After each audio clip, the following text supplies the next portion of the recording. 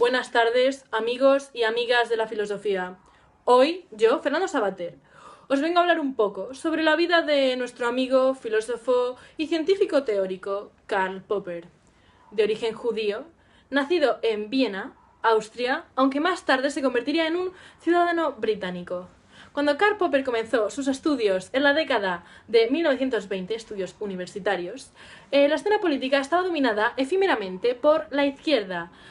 Florecía entonces la llamada Viena Roja.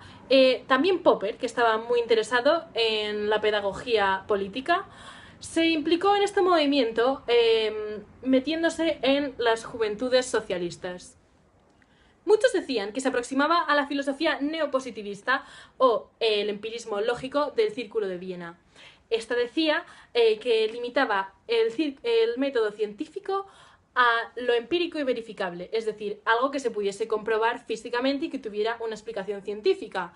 Aunque él llevó a cabo muchas críticas sobre postulados de estas teorías. Así, acusó de excesivamente dogmático, esto quiere decir que presenta como una verdad innegable algo que es cuestionable, la postura de dividir el conocimiento entre proposiciones científicas, es decir, entidad portadora de los valores de la verdad, una proposición, que estas serían las únicas propiamente significativas, o las proposiciones metafísicas, que no tendrían ningún significado. Para Popper, bastaría con delimitar rigurosamente el terreno de la ciencia, sin que fuera necesario negar la eficacia de otros discursos en ámbitos distintos a la ciencia. Popper también dirigió sus críticas hacia el verificacionismo, que decía que se considera que a una hipótesis hay que añadírsele hechos observacionales que la corroboren para que ésta pueda quedar consolidada. Él defendía que la ciencia operaba por falsación y no por inducción. Esta se consideraba imposible, pues jamás se podría verificar todos los casos sobre los que regiría la ley científica. Más tarde explicaremos el falsacionismo con más detalle.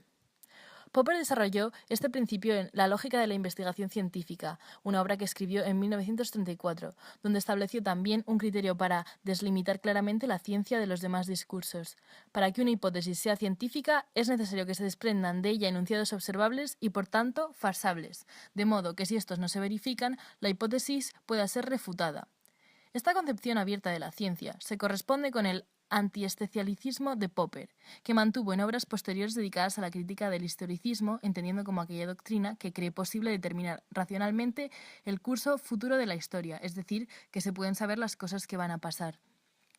Así, La sociedad abierta y sus enemigos, otra de las obras de Popper, escrita en 1945, y La miseria del historicismo, en 1957, llevan a cabo una rigurosa crítica hacia cualquier forma de dogmatismo y una defensa de la democracia como sistema abierto capaz de optimizar la justicia de las instituciones políticas. Bueno, chicos, y una vez terminada la biografía, empecemos con su corriente filosófica, la cual era el falsacionismo. Fue una teoría diseñada de tal modo que rehace la posibilidad de no explicar, lo cual decía que era una teoría defectuosa.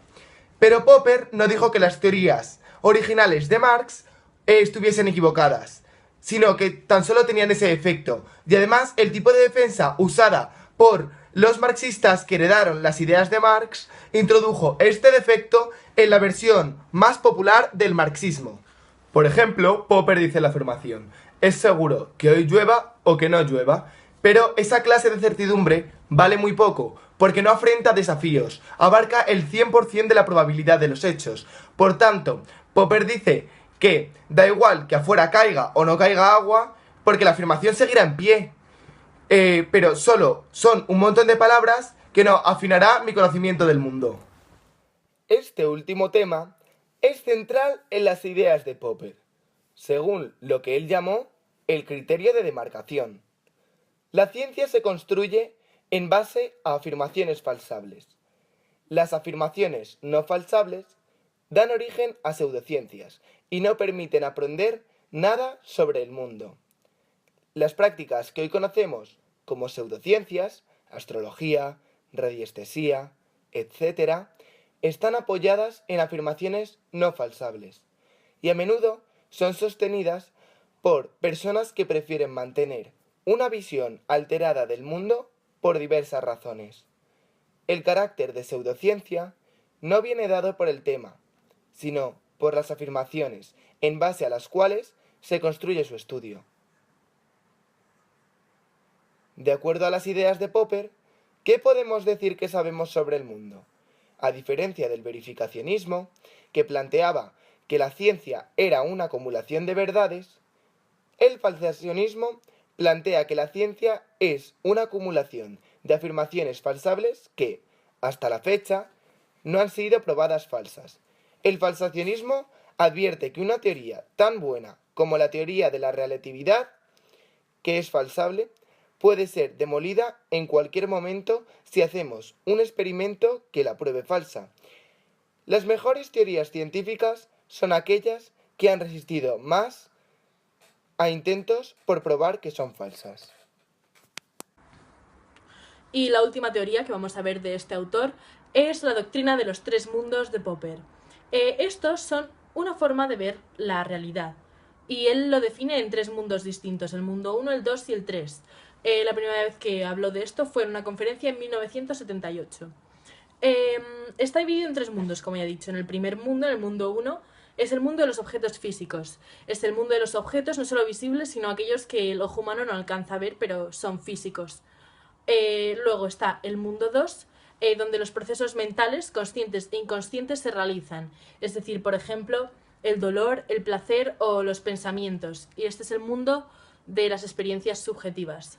Luego, finalmente, está el tercer mundo, que es el más complicado de todos, que es el del conocimiento objetivo, donde se analizan los procesos mentales del mundo 2. Ya vimos que nuestra información está dividida en dos capas. La que tenemos naturalmente, la innata, con la que nacemos, y la cultural, que es la que vamos aprendiendo a lo largo de los años. Y entonces, la pregunta muchas veces de la gente que habla sobre esto es: ¿abarca el mundo 3 toda la información, tanto la innata, la natural, como la cultural? Bueno, según Popper y según sus textos, él parece dejar muy claro que solo abarca el mundo cultural, vamos, lo que vamos aprendiendo a lo largo de los años, aunque muchos textos difieren de este pensamiento. La interacción de los mundos. En el mundo 1 percibimos los objetos inanimados visibles o no visibles. Este mundo da existencia al mundo 2, que realiza estimaciones subjetivas sobre los objetos y lleva a cabo observaciones, experimentaciones, etc. Una vez que los objetos del mundo 1 hayan tomado credibilidad de su existencia debido a la interacción del mundo 2, entra en juego la interacción del mundo 3. En dicho mundo, los conceptos e ideas son rectificadas y es cuando se convierte en conocimiento. Este mundo puede causar alteraciones en el mundo 1 y 2. El mundo 3 es el más importante, ya que en él se lleva a cabo el razonamiento de los conceptos e ideas, aunque falta la discusión sobre el contenedor de los tres mundos como un continuo que permita interacciones entre ellos. No estoy entendiendo una mierda, no es por nada. Amigos, y para concluir este maravilloso viaje por el mundo de la filosofía, terminaré con dos frases famosas de nuestro amigo Popper. Solo debemos sacrificarnos por los ideales. Y la segunda: es imposible hablar de tal manera que no puedan malinterpretarnos. ¡Hasta luego!